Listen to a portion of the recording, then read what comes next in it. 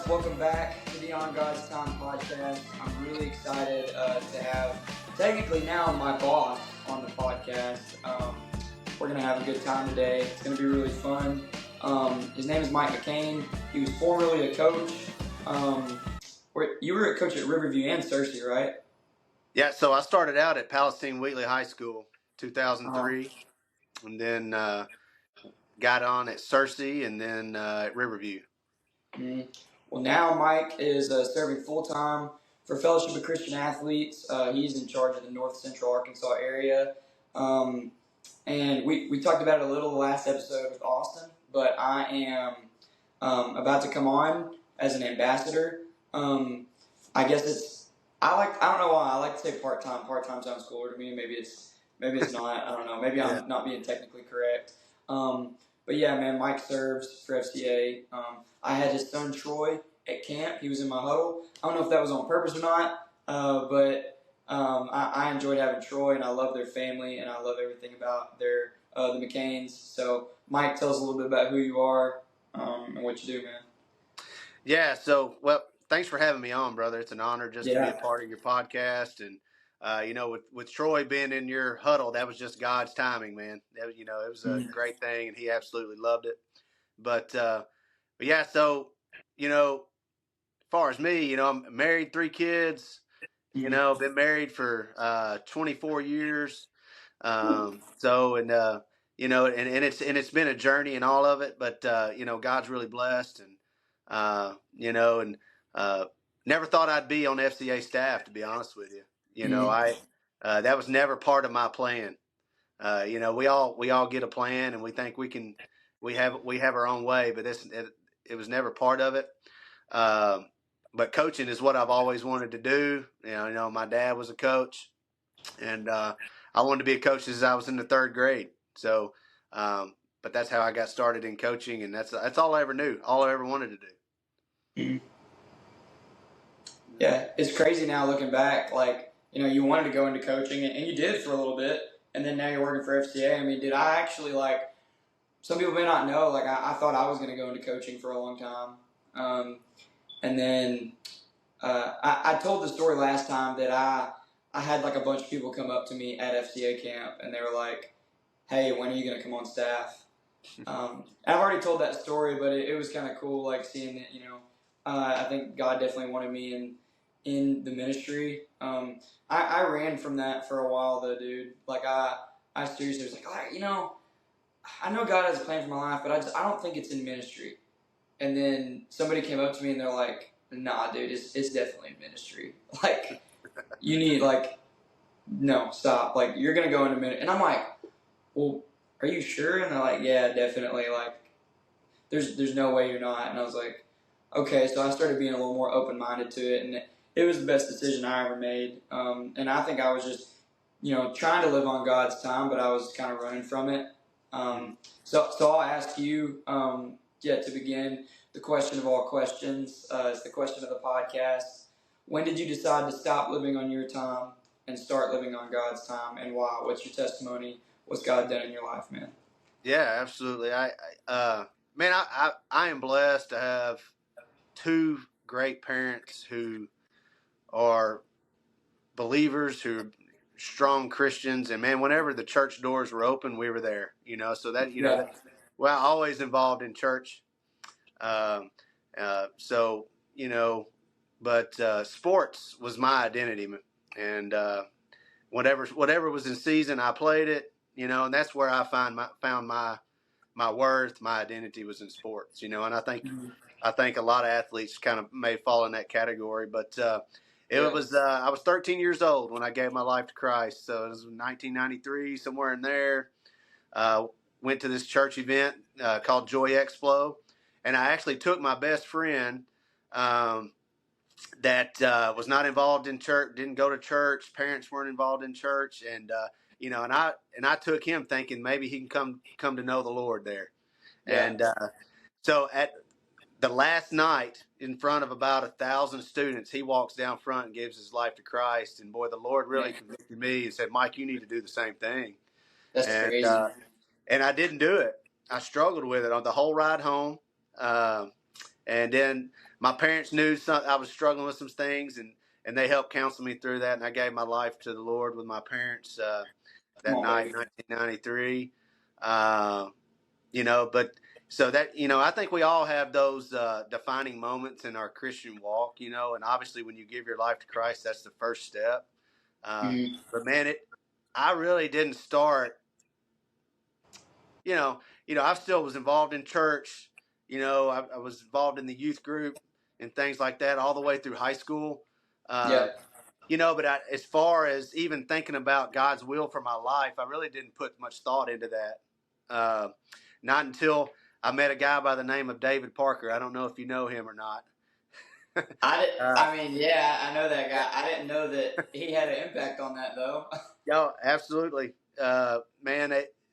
So I went on to play some college baseball at Southwest Tennessee, Uh, some JUCO ball, and then went on to play college football at Harding, and but it wasn't until 2005 when I met your grandpa. He came in the coach's office. This was my third year coaching, and mm-hmm. He said, Mike, I want you to take over the FCA huddle at Searcy High School, and he handed me a coach's Bible, and my exact words to him were, David, I'm trying to figure out how to be the best teacher and coach I can be, trying to win games. I don't Mm-hmm. know that I have time for that. And that was Wow. my exact words. And I took that Bible and I just threw it on my desk, and it was sitting on my desk for a year.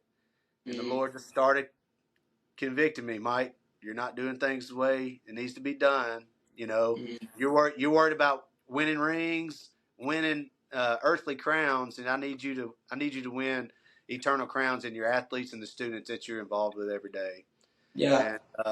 And in 2005, in a ISS classroom, I was teaching ISS for a period. Uh, the Lord convicted me, and I wrote out my new coaching philosophy. And I got involved in FCA, um, being a huddle coach at every campus that I was at. Uh And huh. in a sense, God used FCA to really change my life through your grandpa. He's had a huge impact on my life. I thank the world of him. Uh, and so that really was the second defining moment in my Christian walk, was letting the Lord have full reign, full control, and from having Him involved in coaching, the way I was assistant coach, whatever, and then when I became the head coach at Riverview High School, I just gave Him full reign, and just to use me. I wanted my team to reflect. Uh, I wanted my team to see that Jesus is full control of my life, and Yeah. so yeah, and that's how I got involved in FCA. Yeah. Yeah, I, dude, I had no idea that. I had no idea that my grandpa had that impact on you.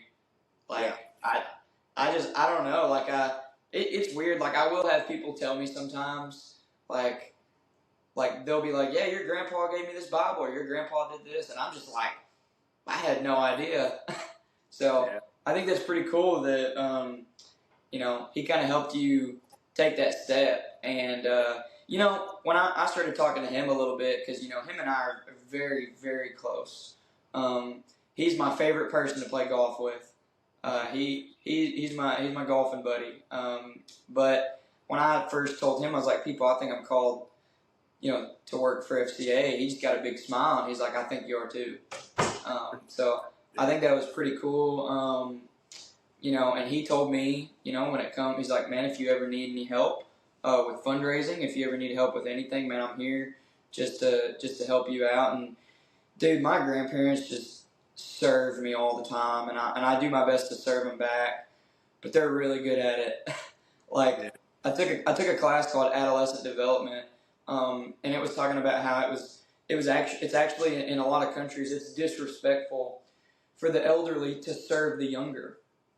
mm, And I told my grandma about that, and they were like, it's actually supposed to be the opposite. The younger is supposed to serve the elderly.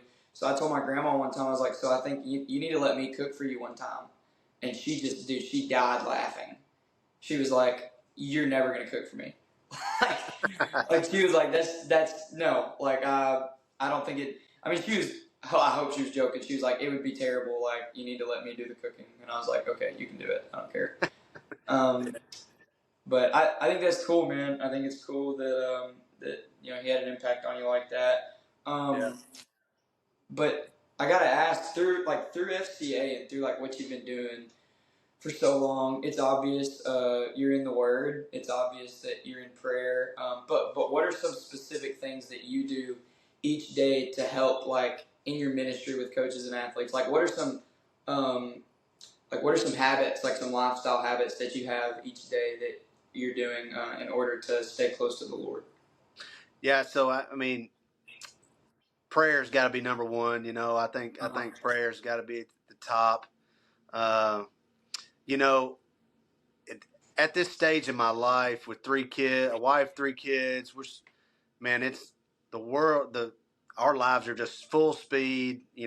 Yeah. Everything's a sprint right now. I mean, it's a sprint, and it's a daily sprint on just what we have going on.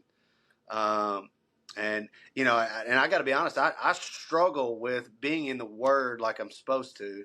You Mm-hmm. know, uh, although I find time to do that. But I think the one thing that really is a something is a must for me is just prayer.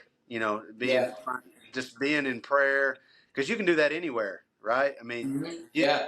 I find myself sometimes that I'm driving to a meeting or to an appointment or going to see a coach. I'm just driving down the road, and I just find myself. I said, I just need to pray right now. I need to pray over this meeting, or I need to pray over whatever situation that I'm going through. Um, so I mean, I definitely prayer, man. It's top for me, uh, and then getting in the Word and being a part of a group. I told you about being a part of that Huge. men's group. We try to do that every week. Just having that, just being a part of a group that you can just bounce stuff off of, and I think that's pretty. You need that. Yeah, I'm excited about me coming on staff. Like I'm gonna approach a couple different coaches about hopefully doing something like that on a weekly basis. Like being in Batesville this summer, I'd love to talk to a couple of the coaches there and like hopefully meet with them weekly. Also the athletes. I know a lot of athletes at Batesville, and I honestly I hope to get some FCA stuff started at Southside too, Yeah, because there's not a lot there. There's a lot of how would I say Christianity. I mean, gosh, that's like I guess a bland word to use. There's a lot of ministry going on there. Like they yeah, have a church in their like art center or whatever. Like they yeah. literally have that going on. And so, I mean, there's a lot of stuff going on there, but I would love to have like some things going on with, the athletes and stuff there. Yeah, your mom I think, got all the coaches athletes Bibles last year, and I Oh, think, really? yeah, and I had the opportunity to go up there last week and spend some time. So I think it's needed for sure. We really need some boots on the ground up there. So I'm glad that you're coming on, because I think that could be really really good there on Southside campus. Yeah, I'm just excited because like, dude, my mom basically told me, I've told you this a million times. My mom, like when she kind of had the idea of it. I feel like before anyone, like she's been trying to get me to come on for forever. Like as soon as she Yeah, came on, she's like, Caleb, I think it'd be so cool to do ministry together. Like, yeah, and it's just like she was like, if we, you already volunteer it so much, mm, like now it's like, if you did this, you would have the power to do more. yeah, And yeah, I'm excited about coming on staff. I mean, I'm just excited for any opportunity I get to do ministry, dude. Like it's one of those things. I've talked about this before. I've always heard, if you wanna find your purpose, if you wanna find what God's will is for you, just serve and serve and serve as much as you can, and He is going to reveal to you what it is that you need to do. Because in the midst of you serving, you're constantly around other people. You're constantly seeing what people's needs are. You're seeing maybe what it is where you can impact well. Like Angie Heaton, she has told me she is a prayer warrior and she loves discipleship. Like, she may not be the person to go up there and preach a sermon or speak a sermon, but she thrives with the little relationships with people each Mm-hmm. day. I mean, even me, Colby's one of my best friends. If you know her son, Colby Heaton, Yeah. he's one of my best friends, and she'll check on me often. Like, she'll be like, "Caleb, how are you doing? How's school? How's this and that?" She was a reference for me to the Arkansas Baptist Scholarship Foundation. I'm really hoping I get a scholarship for grad school. But like, I think within the body of Christ, each of us have different gifts, and no gift is necessarily greater than another. It's like we each have our specific calling, and it's like, I've realized, I think my calling is to use my voice to fight for people who can't fight for themselves, and I think that FCA is going to give me the best way possible to do that, and that's why I'm excited to come on staff. So what would you say right now is your main focus within the ministry, as far as like, is there any like new projects going on? Is there anything like that you're working on right now where you're like, this is our main focus? I know you've got FCA outdoors. We've got, of course, regular FCA within our schools, but like, what is it that's like your main focus right now? Yeah. So, you know, when I first came on staff, it was me and one other guy, Wes Roberts. We were both on staff, and Love that then guy. he took on another role, and then I find myself it was just me, and I'm like, oh my goodness, what are we going to do? Mm-hmm. We currently have 5.5 counties that we serve, Yeah, and within those 5.5 counties, that's somewhere around 28 school district campuses. So yeah, you're looking at 28 high schools and 28 junior highs, middle schools, or a ton of campuses. So I was just and then going back to prayer, I just started praying, God, what I can't do this. Please send staff. yeah, And the next thing I know, here comes your mom. She comes on as an area rep. You know, absolutely love her. She does a phenomenal job, unbelievable. So she's serving up in Greenbriers. And then next thing you know, Casey Fairfield comes on staff with us, and yeah, he's serving the Greers Ferry Lake area. And then we started FCA Sports, which absolutely love FCA Sports. I think reaching those kids in the league and mm-hmm. club sports is huge. Um, and so here comes Holt Watson. I need Yeah. you to meet Holt. He's an unbelievable guy. We've He's said that up. like 5 times. I got to meet Cole. I got to Yeah, meet Cole. he's at A State. He is a senior athletic training major. But he is a part time ambassador, and he's running the FCA Flag Football League in Searcy for us. Um, but as far as what we have going on, man, we have a ton of events coming up, and like we have game day this Saturday at Harding University. Uh, we have 3 schools coming in, about 50 kids, and we're going to have a big rally for them at Searcy First Methodist Church, and then we're going to go Yeah. watch the Lady Bisons and the Bisons play. Um, but then we're having a banquet of champions coming up in April, golf tournament. Then you start hitting your summer camp. Yeah, need golfers I, for that. I want to play. I want to play in that. I Yeah. finally. I think I'm decent enough to play in that. So I'm gonna get Spencer Oh, and we'll go play in trust that. My me. bad. Go ahead. Hey, I played in it for years, and I should never be playing in a golf tournament for sure. So I Hey, mean, it's the you. ministry that matters. That's right. That's right. Um, But we're also hosting a team camp at Shepherd of the Ozarks for Uh-huh. boys and girls team camp coming up in end of July, and Yeah. then we're doing mini camp. Your dad started mini camp years ago. Yeah. Yeah, and your mom started that back last year. We're doing that in September. Just got a lot of things going on. Uh, but the key is we just have staff who love the Lord and want to serve, and we want to do that through any way possible, whatever door God opens, whether Yeah. that's through a game day, whether that's through a FCA Sports League, or even starting a AAU club team through FCA, Yeah. whatever that is. We just want to share the gospel with coaches and athletes, and we don't care Amen. how we do it. And then you mentioned FCA Outdoors. That's another thing in our area. You know, outdoors is huge. North Central. We've done fishing tournaments. We're looking at doing an outdoor expo, and different things. So we're trying to do whatever the Lord calls us to do, and just keep those doors open and serve. Yeah. I love that, man. That's so awesome. Just any way we can, we wanna serve, and we want more people to come to Christ. Like that's the biggest thing. Um, you know, I was listening to a podcast recently called "Becoming Something." I don't know if you know who Jonathan Pokluda is. He's a pastor in Waco, Texas, and he was very. I've never heard anyone say this, but he was bold, and he was just like on the podcast. He was like, guys, why aren't we praying every single day for God to save every single person around us? Mm. Like, and to even to save everyone on the planet. Like, he can do that.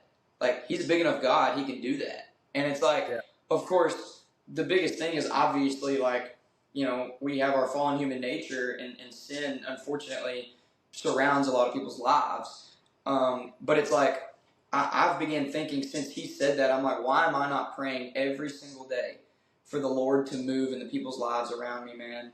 Like, why am I not every single day sharing the gospel with my teammates? Why am I? And like, I'm gonna be honest with you, man. I had an epiphany. I hope that's the word. Around Christmas break, I went home and I spent time with my family. I spent time with some of my best friends. I spent time with my little cousins. Hallie, Kate, Ty, Isaac.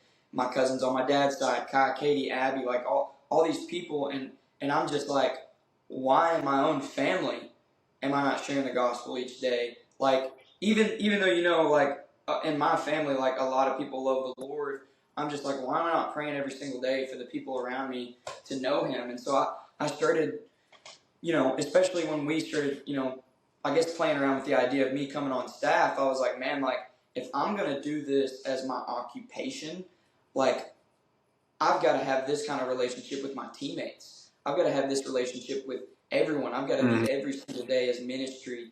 And I kid you not, Mike, I started praying, Lord, help me to not lose my competitive edge, but to truly just want my teammates to come to Christ, to want them to walk with you each day, and to not get so caught up with projects and things that are happening that I don't, forget that these are people and they just need me to be there and listen to them.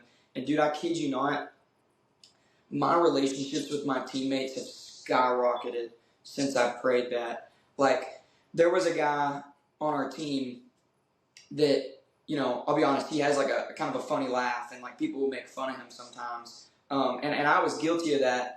And I started making an effort instead of that. Like I just said, hey man, how's your day? How have you been doing? I invited him, hey man, I'm going to the store. Do you want to come with me? And it's like, I've started doing that with teammates, and my relationships with them have skyrocketed. And I'm just like praying every day now, like, Lord, you're a big enough God. You can change these people's hearts. You can move in them. You can change generations of people. And it's like, man, just since I've been praying like that, everything's changed. My heart's changed. I care less about awards and accolades, like you were saying. I mean, when I first came into college basketball, man, I was like, I want to be all conference. I want to score 1,000. I want to do all this. But it's like, honestly, like the more I've gotten involved with FCA, the more I've been like, man, the people are what matters most. Yeah. Yeah, man. We talked about it last week, right, or a week and a half ago or so. Yeah, It's 100% about relationships. yeah, Everything is about those relationships, that you build through your team, or whatever the situation may be. Man, it's 100% about relationships and building those relationships, and being able to, once you build those relationships, be able to have those conversations. To be able to have those yeah. tough conversations about where people are at spiritually, and be able to see if they can hopefully come to know the Lord. Yeah, I mean, even like I remember Darius Dunaway, he's the team chaplain at Arkansas State. And in my very, very, very short amount of time there, Darius and I had always known each other, but we got to be like really, really close. And he emphasized that more than anything to me. He was like, man, I believe my spiritual gift is being able to build close relationships with people in small settings. Like it's crazy. Like I'm pretty sure he knows where every kid is from on the team. He knows what they've been through. He knows things about them that he won't ever share with other people because they've asked him not to. And he has the chance to grow closer to those people. And I didn't even think about this, but I'm just now. I might ask Marquise Davis to come on the podcast. That's a guy who was a player at Arkansas State, and he ended up giving his life to Christ a couple months ago. That's awesome. And yeah, and before that, but he would tell me, he'd be like, "Well, man, you know, me and Darius have conversations all the time, and I don't even know. I guess he wasn't a believer at that time, but he would tell me like, yeah, man, me and Darius, like, that's my guy. Like, I'll never forget. Darius came back. He was on maybe vacation or something, and he came back for the first day of practice when I was at Arkansas State, and Marquise Davis saw him and he literally sprinted over to him. And Marquise is like 6'8", and Darius is probably 6'6". And Marquise just jumped into Darius's arms and gave him a big hug and said, "Man, I missed you so much." And dude, he's not like a touchy-feely guy. Mm-hmm. So it was just like, he's like, "Darius, like, I missed you so much, man." And it was just like such a sign to me that like this ministry is all about serving other people and getting to know other people. And it's like, because of the seeds that Darius planted, constantly sowing scripture in his heart, I believe later down, he's overseas now. He's playing overseas professionally. But that was 2 years ago when Darius told me that, and now he gave his life to Christ. And it's just like the seeds that are planted with this ministry may sprout later, but we don't need to get discouraged just because people don't have a life change immediately. So talk to me about that. Like, talk about like some things you try to do with coaches and athletes, and like little things you try to do in conversations and Bible study. Like, how are you intentional with building those relationships? Yeah, so I want to go back to your grandpa again. Something that he told me when I first took over the FCA huddle at Searcy High. He said, Mike, this is a marathon, not a sprint. Is what he Yeah, would always say. This ministry is a marathon, not a sprint. He said it's going to take time. You can't expect immediate results, which is what we always usually want. But uh, so yeah, with coaches, man, the main thing I try to do is just be present. Uh, yeah, I just try to be. Uh, I try to be there. I try to make a point to go by and see them. I try to be at practices. And then once we build those relationships, that's when we start. Hey, what do you think about starting a coach's Bible study here, yeah. or starting a basketball coach's Bible study, and then start getting down into some things where you can start having those deep conversations with coaches and see where they're at. But I think first of all, just being there for them. They people just want to know you care. Yeah, They want to know that you care about them, just like coaching. As a coach, I truly believed if I wanted my kids to know that I loved them, and if they knew I yeah, loved them, I'm going to get the best. I'm going to get the most out of them I can because they know that Coach McCain or Coach Caleb cares about them. yeah. And cares about more whether or not they can, score 20 points a game or get whatever, score so many touchdowns a game. That they just need that. They need that guy in their corner that's going to be there for them in the long run. And it's the same way with coaches. Coaching's a tough profession, and it's just Yeah. getting tougher and tougher these days with the way the world Absolutely. is. And so I was talking to a coach yesterday at Searcy basketball game, and he's like, "Mike, it's hard to be a coach." He said it's just so much stuff that goes on, and he went into detail, but uh, they need someone there they can bounce stuff off of, and Mhm. you can bring some encouragement to them that'll help them get them through the day or the week or the semester or the season. Um, and that's what I love about this job, man. Yeah. It's the greatest job I've ever had, man. Being on FCA staff, I get to be a part of coaches and sports and athletes. There's no greater job out there. Yeah. And I think that's one reason that, like, I feel like now, knowing, like, as of right now, I feel like it's been so obvious that that's the direction God wants me to go, because just in serving, I feel that fulfillment of knowing that, you speaking life over a coach or an athlete keeps them going. Dude, I'm gonna be honest with you. I don't mind saying this. At mini camp, there was an athlete that came up to me that I disciple, mainly in the summer, when I'm around the Batesville area, and he told me some of his friends quit basketball, and he told me, Caleb, I'm seriously contemplating quitting. Mm. And I told him, I said, listen, man, when I was a sophomore and junior in high school, man, I went through the exact same thing. Like, I was going through some really hard times with, like, my coach. At times I felt like, respectfully, at times I feel like he took my love for the game away. And I was kind of telling him about all these things. I was like, but dude, I wouldn't be playing college basketball right now if I quit. Like, there's no way. Like, I finished up my senior year at Batesville, forever thankful for that. I believe if I didn't make that decision, I wouldn't be playing in college. I've said that a million times. I was able to go there, be myself. Coach LaRose let me be me.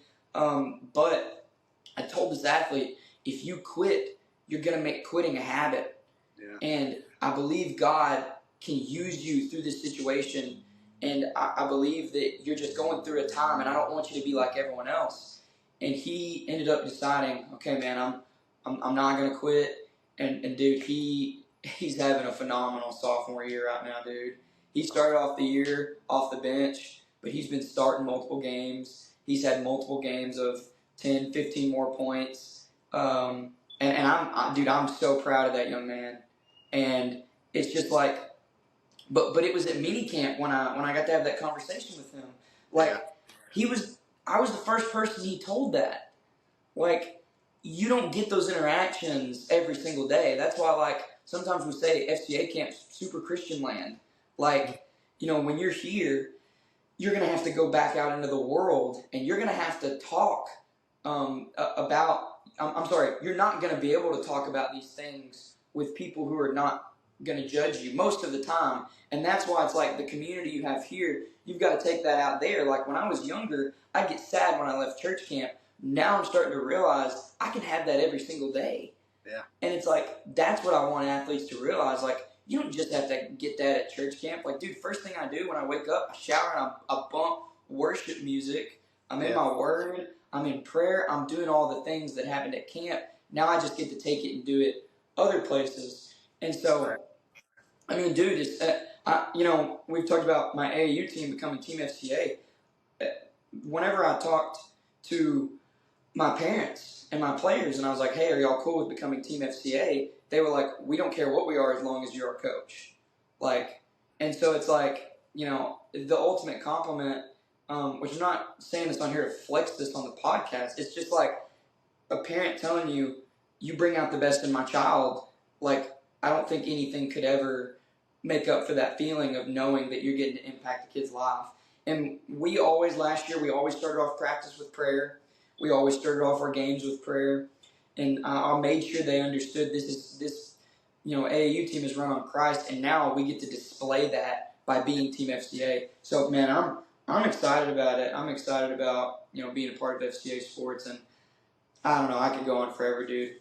No, man, that's it's a no-brainer, man. When your mom said you wanted to come on staff, and everybody within FCA said, "Hey, Caleb," and that's like, yes, it's a no-brainer. Everybody, I mean, it's a no-brainer for you to come on staff. You're an absolute perfect fit for everything FCA, but I think FCA sports with the club sports, that's just right up your alley. And like we were talking about, your players just want to know you care, and then when your players know that, then all of a sudden your parents know that, and that trust and all that takes hold. And that's the whole thing behind what we do with FCA is ministering to and through the coach, and then he Yeah. reaches his players. I mean, that's just the model FCA's had for years, and you're displaying that, and I think that's awesome, man. And I'm Thank I'm you. I'm just glad to see where that's going to go, and it's just gonna elevate and increase, and it's just going to explode, and I'm looking forward to seeing that happen. Yeah. I mean, I'm pumped, dude. Like I'm pumped to get AAU going, and that's why I'm ready for this email to come through so I can start fundraising. Yeah, I haven't heard anything back. Hopefully, we hear something back. I'm gonna shoot him another one and call him today and see what's going on. Yeah. Well, It's a I little bit of appreciate that.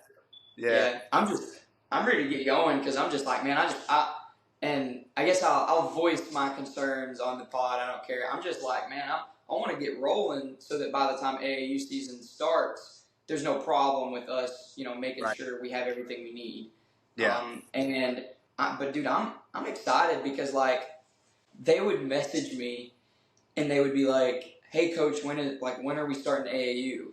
Like they messaged me that like a month ago or even recently, Hmm. and I'm just like, guys, like your parents have to say you can play, like, and dude, it is definitely the best feeling in the world. Like talking to parents, like even they were actually like, "Oh, we're becoming Team FCA. That's awesome. Well, like I love this ministry," and having and that's one thing. Having parent support is awesome because I'm going to be honest. You talk about coaching and how tough it is today. I think that because of social media, I think that's a really really big thing.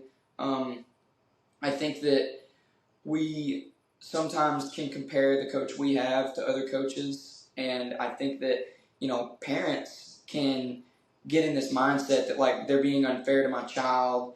They're not, they don't have their best interests and stuff like that. And most of the time, that's honestly not true. Mm. But it is harder in today's world because like I said with social media, there's always like all this comparison, and like one thing that my family's always done such a good job of with me is like, you know, last year I didn't get to play a lot, like my freshman year at Williams, and my stepdad straight up told me, well, Caleb, these guys are 3 or 4 years older than you, like you Hmm. need to, like you've got to have time to develop. Like it wasn't like, oh, what are you doing? Your coach is not fair, blah blah blah. It's not like, hey, Caleb, you need to readjust, reevaluate, and you need to get better. Like you need to Yeah. get in the gym, you need to get in the weight room, you need to do, and like the because of what my family has encouraged me with and been real with me about, I've gotten so much better from last year to this year. And I'm forever thankful to that. And dude, my parents on my AAU team are awesome, dude. Like they support me so much. Like, I mean, it's a good feeling to have parents that support you. Oh, absolutely, man. I wasn't going to talk about this, but I hope that don't, on the podcast they don't take this as a selfish way, but kind of my experience as a player. I had that same type of experience when I went to Harding. And Yeah, I thought about quitting a couple of times. So when I went to Southwest Tennessee, I had a full baseball scholarship, and yeah, so I played 3 semesters. Started in center field, had a good first year, uh, but man, I just missed football. I just wanted to play yeah, football again, and yeah. uh, and so I had an opportunity.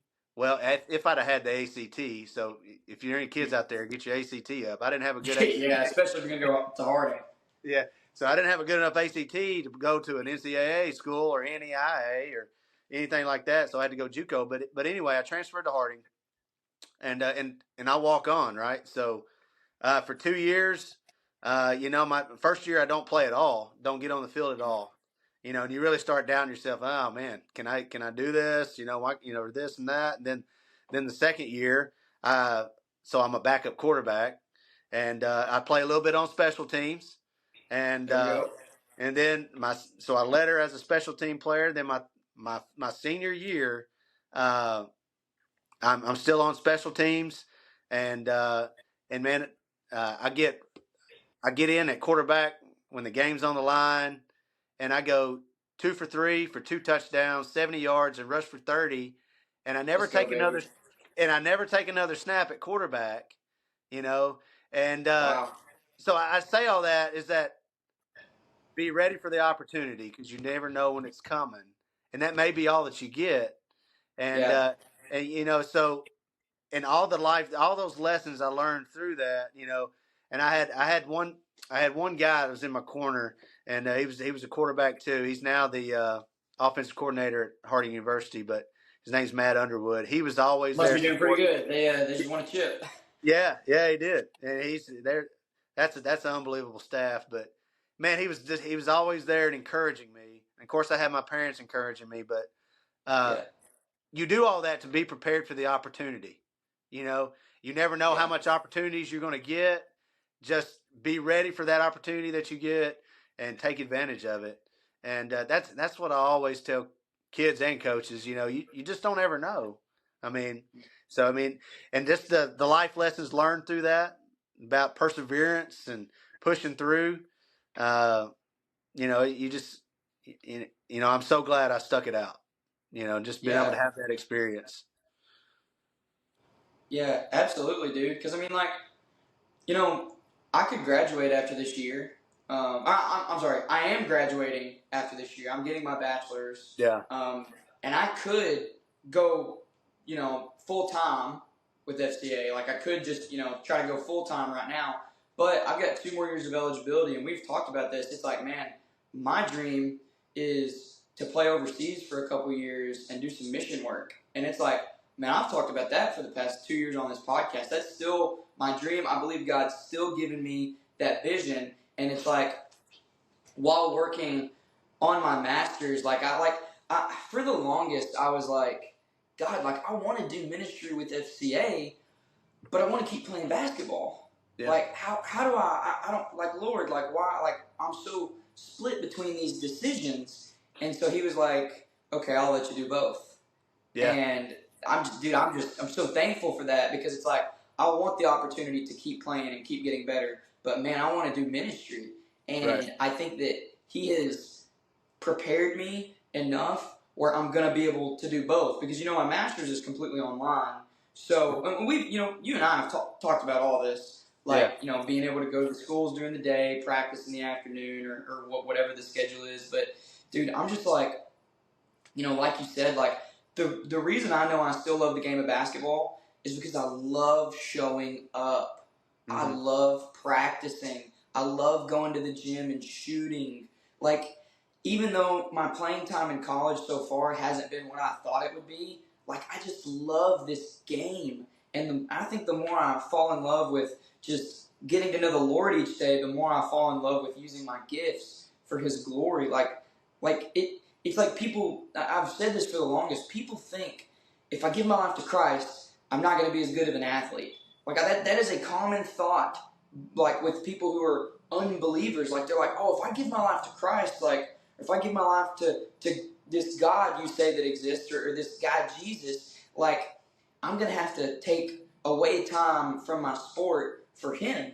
And it's like, yes, that's true, Mm-hmm. but I believe that I don't want to say your performance will be elevated. I'm not throwing out prosperity gospel, but I am saying that, dude, if you give your life to Christ, you're going to know whose gifts those are, and you're going to be able to use them in a significant way. Think about Steph Curry. He's a very open believer, and Mm-hmm. he's the best three-point shooter to ever play the game of basketball. Think about, oh my gosh, who's the dude? You probably know football players better than I do.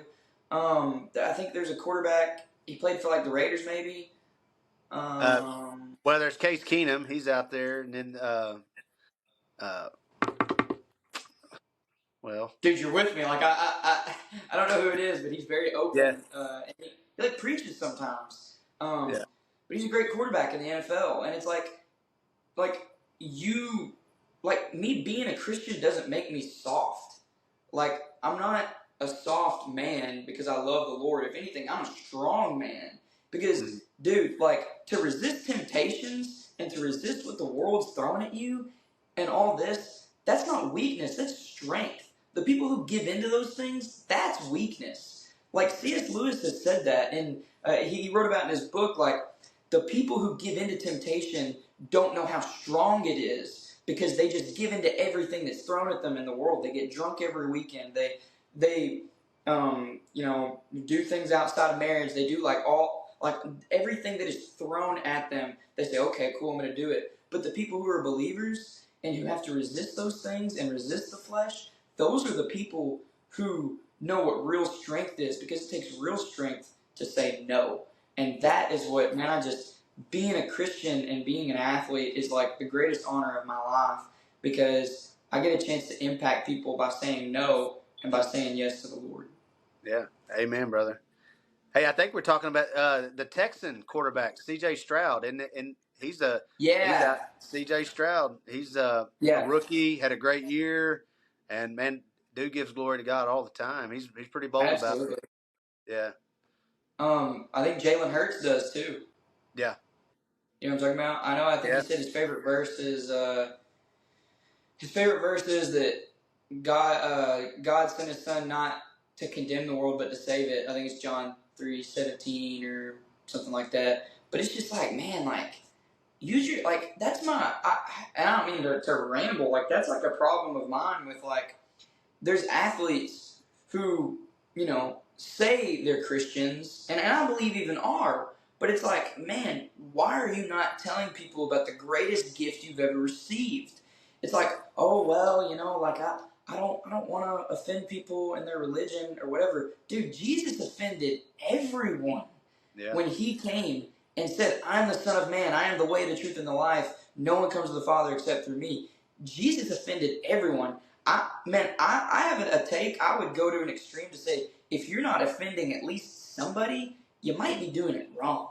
yeah, Like, if everyone loves what you says, if everyone loves what you say, like everyone, you're probably pleasing people you shouldn't be pleasing. And it's yeah, like, there's no way that if you're sharing the gospel, that the world loves you. In fact, the word says that we can't love the world, and so I don't know, man. I think that we got to step up as Christians that are athletes and proclaim what you believe, and don't care about offending people, because you might just save someone. yeah. You know, Well, you're not going to save anyone, but Jesus is. You know what I'm saying? yeah, absolutely. I've read a lot of Nick Saban's books and stuff like that. Mm-hmm. I don't know where Nick Saban is spiritually, but he's a phenomenal leader of men and Yeah. does great things at Alabama. But he was talking about leadership. He's like, if you're in charge of a company or a team and if you're not stepping on some toes, you're probably not a very good leader, and you just need to go to Disney World. It's what he, something along those lines. But you know, yeah, I mean, leadership's not easy, but uh, God wants to use us, and I struggle with that. Uh, I I try to stand up for what's right, and especially when it comes to our schools and at public schools, man, this can be a tough place. Uh, you Yeah. know, and our kids, it's a battle to stand up for Christ, in the public schools these days. But I'm just Yeah. a firm believer we got to stand up for that, and our kids have rights, and you want to be able to profess the name of Jesus on campus, and uh, Amen. so I mean, but yeah, we got to stand up. If we're not, oh, what's that bold acronym that's out there? It's I can't think of it right now, but it's that's really good. I've heard if you don't stand for anything, you I don't know what it is. It's Yeah, something, man. But yeah, I'm just like, I don't know. I've always thought that. I've been like, man, if you're not stepping on someone's toes, are you really leading effectively? yeah, Like I remember one time we were playing pickup at Williams, and there were six guys to the side. We had already played a couple games, and I think one of my teams lost. And Coach Austin looked at me and he was like, "All right, Caleb, you're the captain for this team. Get your team together." And there were six guys, so someone's gonna have to sit out. And I just was like, I was like, man, Coach, I don't know who to sit out. And he just was like, well, it's part of leadership, man. You've uh, yeah, you've you've got to make a decision, and somebody's not going to like your decision. He was like, if you want to make everyone happy, go sell ice cream. yeah, And I was like, yeah, I mean, you're right. Like, and I think one thing I've tried to get better at is even like when maybe a decision gets the rough end for me, not getting offended over that and not taking it like so personally. Like, if you're if a couple people are getting selected to go do something and I don't, not feeling attacked by that, because one thing I've realized is that decisions are usually not personal. Right. When it comes to like leadership decisions, like no coach is like, I'm not gonna play this kid because I hope that he has a bad experience. Like, no, it's usually because you think that these guys are gonna help you win, and it's like I've tried to be better about not getting offended with that, and trying to just be the best I can be within my team, because it's like you said, man, it's hard to be a coach in today's world. Mainly, I'd say mainly at the high school level. But even like in college, like last year, everyone was like, "Oh, must bust, must bust." Everyone loves Eric Musselman. But now, like, the Hogs have been losing lately, and it's like, "I'll fire him. I hate him." Hey, Like, yeah. So with Nick Saban, right, the greatest college football coach of all time, got replaced within unanimously. 2 days. Replaced him in 2 days. They hired Yeah, another coach in 2 days. that's crazy. I mean, it's just, I don't know. Hey, FCA has themes, right, every year. Yeah, So last year our theme was greater, and the verse was John 3:30. He must increase, I must decrease. And man, that yeah, verse, we always have these theme scriptures, but this one's really been sticking with me, man. yeah, He's got to increase. He needs to increase. I must decrease. That just mm, it's been with me for a solid year, and last week in our Sunday school class we talked about, a lot of people do one word for the new year or whatever. yeah, So, but I'm not a big one word guy, but that verse, I've kind of made that verse my life verse. yeah. I love that. Because I think you can apply that to any situation that you're going to encounter. Yeah, Whether I need to be John 3:30 in my marriage. You know, mm, God's got to increase. I got to decrease to be the best husband I can be for my wife. And the same with my kids. Same if I was coaching or with FCA staff. I just think it applies to everything. Just got to deny myself and let God just lead the way. In everything that I do. Um, man, that verse has just been with me, man. I just and it's short too. I'm a simple guy. I'm not a very smart guy. So that's short scripture, oh, man. stop it! You're very intelligent, But, dude. I love that so much, though. Like, it really is like, it's not very hard to memorize. It's like, he must increase, but I must decrease. yeah, And I actually read that verse. I've been going through reading the whole Bible. It took me 2 years to read the Old Testament, and I am in John right now. And I actually got to really read the context behind that verse. And it was actually John the Baptist. yeah, John the Baptist people came to him and they said, "Hey, this Jesus guy, his disciples are baptizing people in his name. Like, they're not coming to you now." And John was like, "Good. They should go to him." yeah, Like, because, and I think it's in Malachi. I think it's in Malachi where he said, and I don't want to misquote this, but he talks about how my messenger will come and he will be a messenger in the wilderness. And he, yeah, like, I don't want to, quote it wrong, but it's like, and then that is fulfilled in the New Testament where John is coming, and he's shouting all across the wilderness, "The Lord is coming, the Lord is coming." And when people come to him and say, "Hey, why is he baptizing people?" It's like, because he's the Son of God. He should be baptizing people. And then he was talking to them about how he wants to be less about himself and more about Jesus. And that's when he said, "He must increase, but I must decrease. I'm doing this for him. It's not about me. It's about him." And I think that, the definition of selfishness is thinking of yourself. And so I've tried to really just get away from any kind of self glorification, any type of trying to do things for me. And honestly, when I do things for the Lord, it's more fulfilling that way. yeah. And man, that's hard to do, isn't it? I Yeah, mean, yeah, it's so hard to deny yourself.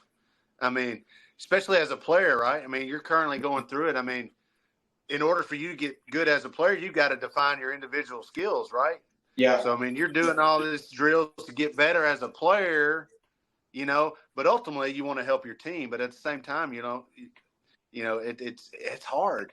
You want You to know, get you, yours. you you want, you want to score 20. I mean, who doesn't Yeah. want to score 20 points? Who don't want to get a double or Yeah. whatever?